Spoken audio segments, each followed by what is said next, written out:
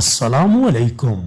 News 3 HD کے اسلام آباد studio سے بریکنگ نیوز کے ساتھ میں ہوں ایچ عثمان۔ اقرار الحسن نے انٹیلیجنس بیورو IB کے ایک انسپکٹر کی کرپشن کو ویڈیو ثبوتوں کے ساتھ بے نقاب کیا، جس پر ایڈیشنل ڈائریکٹر IB آپے سے باہر ہو گئے اور کراچی میں واقع انٹیلیجنس بیورو کے دفتر میں اقرار الحسن اور ان کی ٹیم کو برہنہ کر کے تشدد کا نشانہ بنایا اور ان کے جسم کے نازک حصوں پر کرنٹ بھی لگایا۔